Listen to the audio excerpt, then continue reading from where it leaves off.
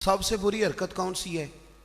سب سے بری حرکت یہ ہوتی ہے کہ لڑکے اور لڑکیوں کا جوش و خروش سے شادیوں پہ جانا، اور پھر مووی والا آتا ہے وہ لڑکیوں کی عورتوں کی مووی بھی بناتا ہے، اور اب تو اللہ خیر کرے مووی کو ویسے ہی لوگوں نے فرض کفایہ سمجھ لی ہے، اللہ معاف کرے، ہر آدمی نے ہاتھ میں موبائل پکڑا، اتنا ضروری کام ہے یہ؟ مووی بنتی ہے، مہندی ہوتی ہے، ناچ گانا ہوتا ہے، تماشے لگتے ہیں، پھر میں حیران ہوتا ہوں جوان لڑکیوں کے ہاتھوں میں پھول دے کے انہیں کھڑا کیا جاتا ہے کہ دولہا جب آئے تو پھول پھینکنا۔ دولہے کے ساتھ بوڑھے بوڑھے لوگ ہوتے ہیں کہ جوان لڑکے ہوتے ہیں؟ بولے تو وہ پھول کیوں لڑکیاں پھینکتی ہیں؟ لڑکیاں ساری برقعے میں ہوتی ہیں، چھپے ہوئے منہ ہوتے ہیں، تو سارا خاندان تو بیوٹی پارلر سے تیار ہو کے آیا ہوتا ہے، تو آپ تو گناہ کو آواز دے رہے ہیں۔ پتہ ہے رسم کیسے ایجاد ہوئی؟ صاحب فتوح الشام نے لکھا ہے یہ لڑکیوں کے پھول پھینکنے کی رسم جب قادسیہ کے علاقے حضرت سعد بن ابی وقاص رضی اللہ تعالیٰ عنہ فتح کر رہے تھے، تو آپ ایک ایسے علاقے سے گزرے جس کی عمارتیں بڑی شاندار تھیں۔ علامہ واقدی کہتے ہیں کہ دور دور سے لوگ وہ عمارتیں دیکھنے آتے تھے کہ بھئی فن تعمیر کا شاہکار ہیں یہ چیزیں۔ اس ایریے سے گزرنا تھا مسلمان فوج نے، تو عیسائیوں نے اور یہودیوں نے ایک چال چلی، انہوں نے عورتوں سے کہا خوبصورت لڑکیوں سے کہ پھول پکڑ لو، اور جب فوجی گزرے تو ان کے اوپر پھول پھینکنا، اگر 2-3 جرنل بھی تم تباہ کرنے میں کامیاب ہو گئی تو مسلمانوں کا ہم زیر کر لیں گے۔ پھول پھینکو، چھتوں پہ چڑھ گئی، اور چھتوں کی طرف نوجوانوں نے دیکھنا ویسے ہی ہے چونکہ شاہکار ہیں ہماری مناظر۔ حضرت سعد بن ابی وقاص رضی اللہ تعالیٰ عنہ آگے آگے تھے، سمجھ آ رہی ہے نا میری باتوں کی؟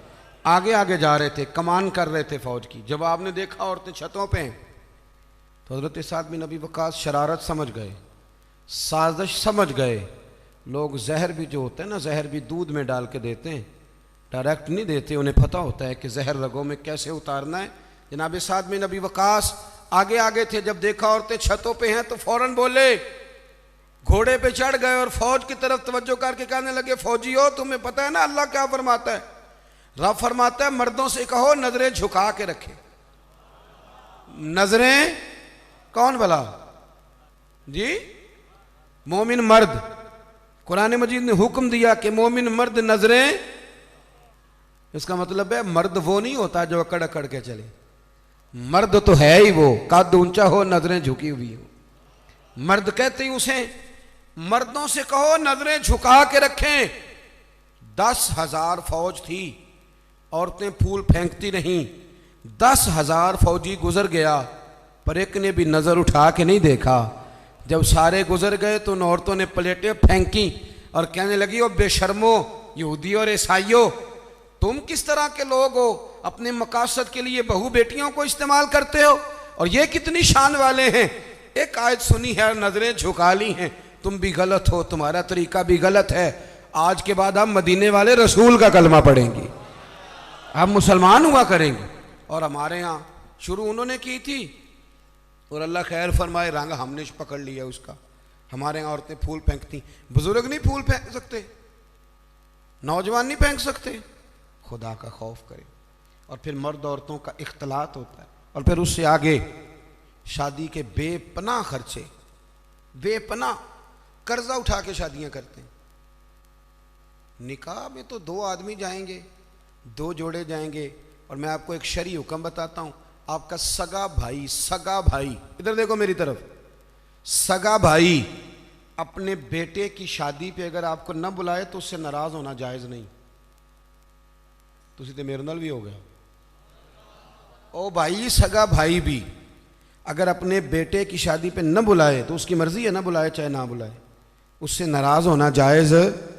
تو آپ کو تو منگنی میں نہ بلائیں تو ناراض ہو جاتے، اور اگر کوئی کارڈ بھیج دے نا صرف ولیمے کا، کہنے نے ولیمے تے بھی وہی جان گئے جڑے جانج نال گئے سن، اسی صرف ولیمے تے، بھئی فرض ہے آپ کا جانا، ہاں حضور نے حکم دیا ہے کہ ولیمے کی دعوت دے تو ضرور جایا کرو، لیکن اس کے اتنے زیادہ خرچے ہم نے کر دیے، ہمارے بچے، اب ناراض نہ ہونا، گناہ اس لیے عام ہو گیا کہ ہم نے نکاح مشکل کر دیا، نکاح مشکل ہو گیا۔ اگر ہم اس کے اخراجات کم کریں، میں شادیاں دیکھتا ہوں مجھے لگتا ہے اتنے پیسوں میں 6 شادیاں ہو سکتی ہیں، قرضہ اٹھا کے شادی کر لی 15 دن نہیں گزرتے تو پیسے لینے والا آ جاتا ہے، وہ کہتا میرے تو رکھنا پہلے. تو اب وہ بچہ بیچارہ اس نے کیا شادی کے بعد خوش رہنا، وہ تو قرضے ادا کر رہا ہے، گھر میں لڑائی پڑی ہوئی، 1 مہینہ پورا بی زیور نہیں بیچاری پہن سکتی، وہ سارا قرضے میں چلا جاتا ہے. غلط کام کرتے ہیں ہم. سنو، حضرت عبد الرحمن ابن عوف رضی اللہ تعالیٰ، صحابہ میں سب سے امیر آدمی، سب سے امیر. یہ بخاری میں حدیث ہے، فجر کی نماز نا انہوں نے نبی کریم علیہ السلام کے پیچھے پڑھی، سفید کرتا پہنا تھا تو اس کو زرد رنگ کا داغ لگا ہوا تھا. توجہ ہے نا میری بات؟ سفید کرتا اور زرد رنگ کا داغ. نبی پاک صلی اللہ علیہ وسلم نے کہا یہ عبد الرحمن یہ کیا ہے؟ عرض کی یا رسول اللہ میں نے رات کو نکاح کیا تھا، خوشبو لگائی تھی تو وہ داغ رہ گیا. حضور نے تو کوئی اس پہ اصرار نہیں کیا کہ یار اتنے امیر آدمی کی شادی مدینے میں پتہ ہی نہیں چلا، کسی کو خبر ہی نہیں.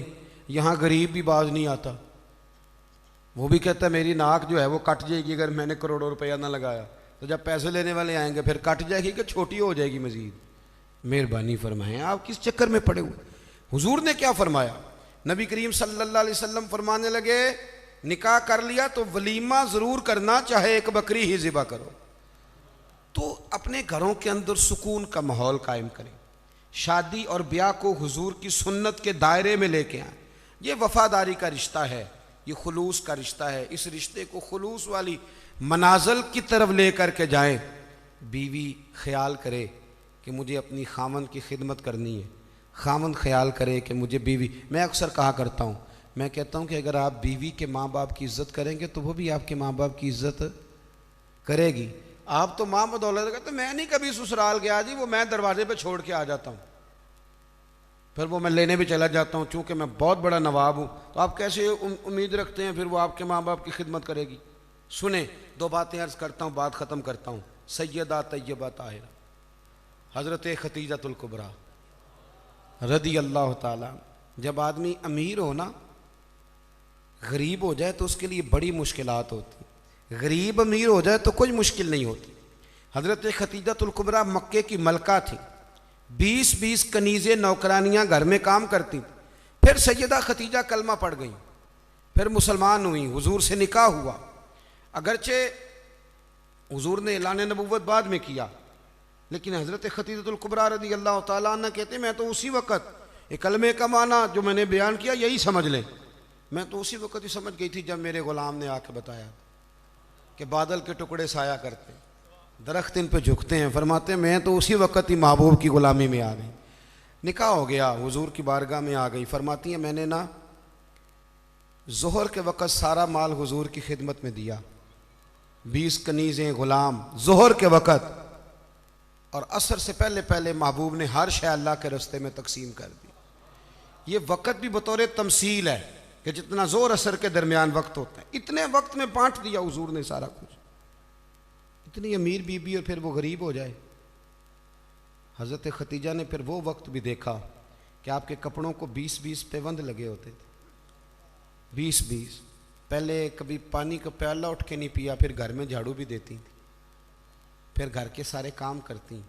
ایک دن نا مسند امام احمد میں موجود ہے، کھانا پکا کے نا حضرت ختیجۃ الکبریٰ کھانا پکا کے باورچی خانے سے نکلی تو کپڑے سارے پیوند سے بھرے ہوئے، پاؤں مبارک پر بھی گھر کے کام کاج کی وجہ سے بہت ساری چیزیں لگی ہوئی، پیر چوم رہی ہیں بہت ساری چیزیں.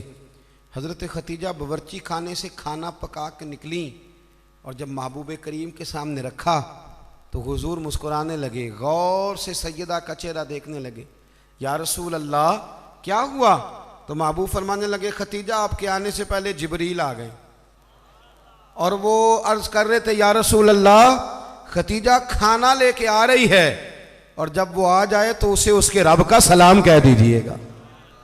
اگر خاتون اپنے خاوند کی خدمت کرے، اگر وہ یہ ذوق بنائے، یہ مزاج. اب تصویر کا بالکل دوسرا رخ بھی دیکھیں، یہ کنز العمال میں یہ بھی حدیث ہے اور حدیث کی راوی سیدہ عائشہ صدیقہ.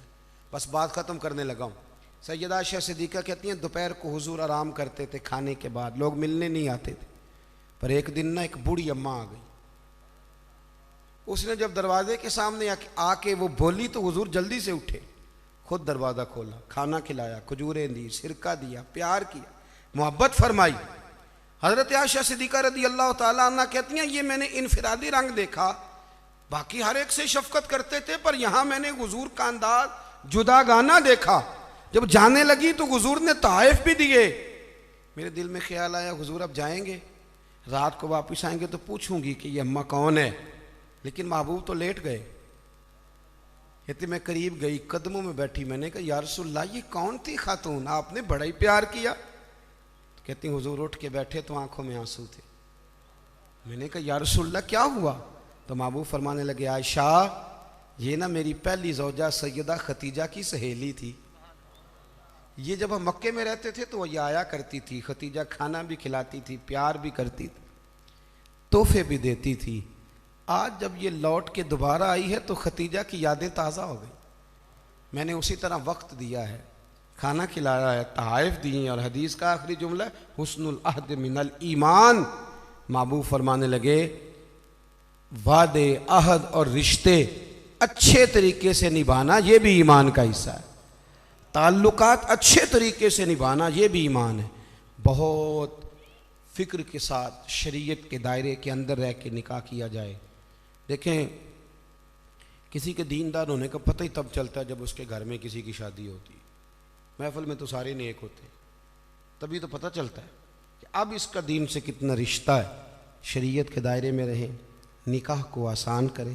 پھر اگلی جو بات ہے وہ یہ ہے کہ محبوب کریم کی شریعت اور سنت کے مطابق ہمارے ہاں طلاقیں بہت زیادہ ہو رہی ہیں۔ اس کی بنیادی وجہ یہ ہے کہ ہم طلاق کے مسائل نہیں سیکھتے، اس کی ہمیں ضرورت ہے۔ جب آپ شادی کریں حیض و نفاس کے، طلاق کے مسائل، ان چیزوں کو سیکھ لیں تاکہ بعد میں کوئی دشواری نہ ہو۔ بعد میں پوچھنے آتے ہیں کہ مولانا اب یہ کر لیا ہے تو اب کیا کروں، تو میں کہتا ہوں یہ کبھی تھوڑا سا کسی مولانا سے پہلے بھی رابطہ رکھ لیتے نا، اتنے فضول خرچے ہوتے ہیں۔ اور جب نکاح میں حق مہر کی باری آتی ہے نا تو کہتے ہیں شرعی رکھ لو، میں نے کہا باقی سارے کام غیر شرعی، اور حق مہر شرعی۔ حق مہر شرعی یہ ہے کہ جتنا لڑکا دے سکے۔ ایک صحابی نے اپنی بیوی کو حق مہر میں پورا باغ بھی دیا تھا، جتنا کوئی، یہ کوئی نہیں ہے 32.5 روپے پتہ نہیں کہاں سے نکل آئے ہیں، کوئی ان کا تعلق نہیں ہے، جتنا خامد حق مہر حیثیت ہو اتنا دے۔ اور مولا علی شیر خدا رضی اللہ تعالیٰ عنہ فرمایا کرتے تھے جس کو دائمی بخار ہو اترے نہ، کسی بیوی کے پاس اگر حق مہر کے پیسے پڑے ہوں تو برکت والے ہوتے ہیں، ان سے پیسے لے کے، چاہے بعض علماء کہتے ہیں اس کا یہ معنی بھی کر لو کہ اپنی جیب سے دے دے، حق مہر والے متبرک ہیں وہ لے لے، کہتے تھے ان پیسوں کا شہد خرید کے پیو، پرانے سے پرانے بخار میں بھی اللہ شفا عطا کر دے گا، اس لیے کہ وہ برکت والے پیسے ہیں۔ میں دعا کرتا ہوں اللہ ہماری اس عزیز پہ کروڑوں رحمتیں فرمائے، اللہ کریم ان کی زندگی کے سارے معاملات میں آسانی فرمائے۔